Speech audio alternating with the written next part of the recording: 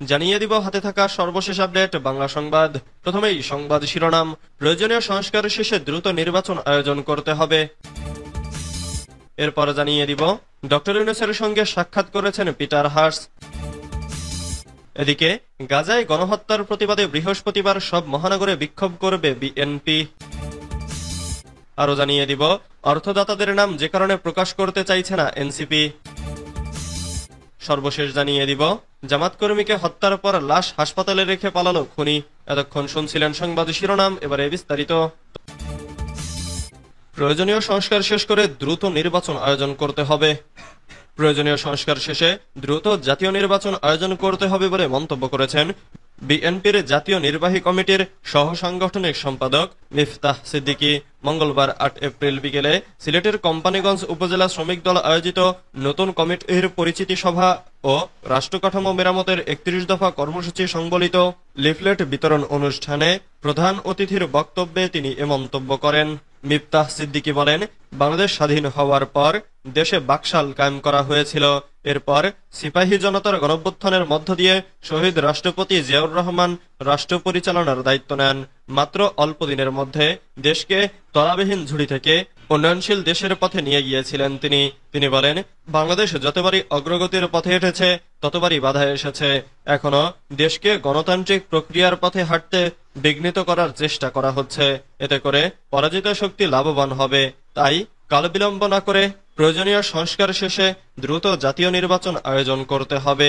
তিনি আরো বলেন, বিগত ফ্যাসিস্ট রেজিমের সময়ে বিএনপি সহ সমমনা রাজনৈতিক দলের ওপর নির্যাতনের স্টিম রোলার চালানো হয়েছে। বিএনপি সবচেয়ে নির্যাতিত রাজনৈতিক দল।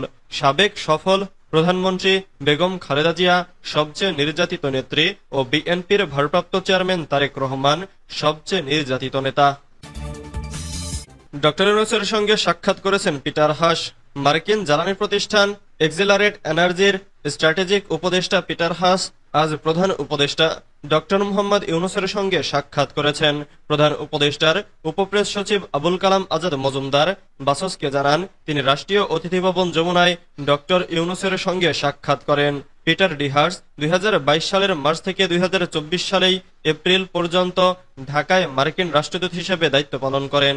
এই পেশাদার কূটনীতিক বাংলাদেশে নিযুক্ত যুক্তরাষ্ট্রের ১৭তম রাষ্ট্রদূত ছিলেন।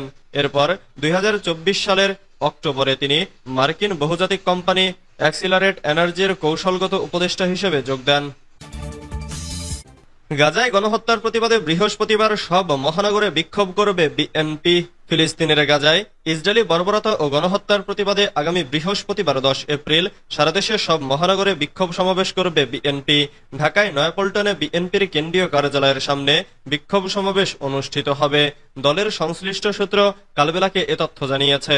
যোগাযোগ করা হলে ঢাকা মহানগর দক্ষিণ বিএনপির আহ্বায়ক রফিকুল আলম মজনু কালবেলাকে বলেন, দখলদার ইসরায়েলি বাহিনী ফিলিস্তিনের গাজা সহ বিভিন্ন স্থানে নিরীহ মানুষের উপর জঘন্য আক্রমণ ও হত্যাযজ্ঞ চালাচ্ছে। এর প্রতিবাদে বৈশ্বিক সংহতির অংশ হিসেবে বাংলাদেশ জাতীয়তাবাদী দল বিএনপি সারা দেশে মহানগরে বিক্ষোভ সমাবেশ পালনের সিদ্ধান্ত নিয়েছে। আগামী বৃহস্পতিবার সারা দেশে মহানগরে এই বিক্ষোভ সমাবেশ অনুষ্ঠিত হবে বলে তিনি জানান। অর্থদাতাদের নাম যে কারণে প্রকাশ করতে চাইছে না এনসিপি। দমন পীড়ন সংস্কৃতির কারণে ডোনারদের নাম আমরা প্রকাশ করতে পারছি না বলে মন্তব্য করেছেন জাতীয় নাগরিক পার্টির যুগ্ম আহ্বায়ক ডক্টর তাজনুভা জাবিন।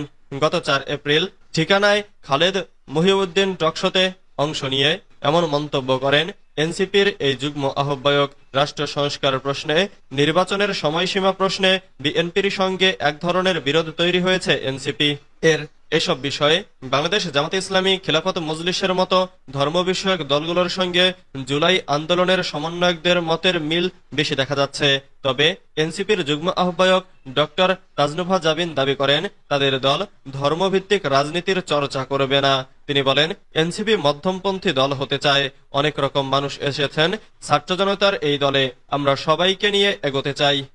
যারা বাংলাদেশপন্থী তাদের সঙ্গে নিয়ে রাজনীতি করতে চায়।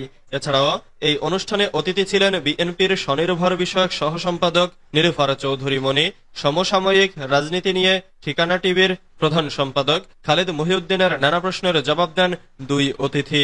সংস্কার কমিশন যেসব প্রস্তাব করেছে তার অনেক বিষয়েই ভিন্নমত জানিয়েছে বিএনপি। বিশেষ করে কোনো ব্যক্তি দুইবারের বেশি প্রধানমন্ত্রী হতে পারবেন না এমন সংস্কার মানতে রাজি নয় তারা। এ বিষয়ে দৃষ্টি আকর্ষণ করা হলে সাবেক সংসদ সদস্য নীলুফার চৌধুরী মনি বলেন, কেউ একাধারে দুইবারের বেশি প্রধানমন্ত্রী হতে পারবে না, কিন্তু বিরতি দিয়ে আবার হতে পারবেন। বিএনপি এমন সংস্কারে রাজি আছে। ইন্নানিল্লাহ, জামাত কর্মীকে হত্যার পর লাশ হাসপাতালে রেখে পালালো খুনি। বগুড়ার শেরপুরে মোবাইলে ডেকে নিয়ে জামাতের এক কর্মীকে পিটিয়ে ও শ্বাসরোধ করে হত্যা করেছে দুর্বৃত্তরা। পরবর্তীতে নিহতের লাশ হাসপাতালে রেখে পালিয়ে যান তারা। মঙ্গলবার ৮ এপ্রিল সকাল 10টার দিকে নিহত ওই জামাত কর্মীর সন্ধান পান নিহতের পরিবার। ঘটনাটি ঘটেছে উপজেলার কুসুম্বি ইউনিয়নের গোসাইবাড়ি গ্রামে। নিহত কাবিল উদ্দিন গোসাইবাড়ি গ্রামের শাহজাহান আলীর ছেলে।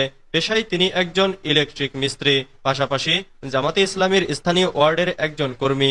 খোঁজ নিয়ে জানা গেছে, সোমবার 7 এপ্রিল বিকেলে মোটরসাইকেল নিয়ে পার্শ্ববর্তী গাড়িদহ ইউনিয়নের গাড়িদহ নামক স্থানে অনুষ্ঠিত গ্রামীণ মেলায় যাওয়ার জন্য বাড়ি থেকে বের হন। এরপর আর বাড়ি ফিরেননি। তবে ওই রাত 10টা পর্যন্ত তার স্ত্রীর সঙ্গে কথা হয়। এ সময় প্রতিবেশী সজীব নামের এক যুবক তাকে দেখা করার জন্য মোবাইলে ডাকেন। তার সঙ্গে দেখা করেই বাড়ি ফিরবেন বলে স্ত্রীকে জানান, কিন্তু রাতে আর বাড়ি ফিরেননি। নিহতের স্ত্রী শাপলা খাতুন বলেন, মঙ্গলবার সকাল থেকেই তার স্বামীকে স্বজনদের বাড়িসহ সম্ভাব্য সব জায়গায় খোঁজাখুঁজি করা হয়, কিন্তু কোনো সন্ধান মেলেনি। এক পর্যায়ে উপজেলা স্বাস্থ্য কমপ্লেক্সে লাশের সন্ধান পান। এরপর জানতে পারেন, ঘটনার রাত 3টার দিকে প্রতিবেশী সজীব তার স্বামীকে হাসপাতালে নিয়ে আসে। তবে মারা যাওয়ার পর হাসপাতাল থেকে পালিয়ে যায় সে। এতেই প্রমাণিত হয় সজীব ও তার সহযোগীরা স্বামী কাবিলকে হত্যা করেছে বলে অভিযোগ করেন তিনি। কিন্তু কেন তাকে খুন করা হয়েছে সে সম্পর্কে কোনো তথ্য জানাতে পারেননি তিনি।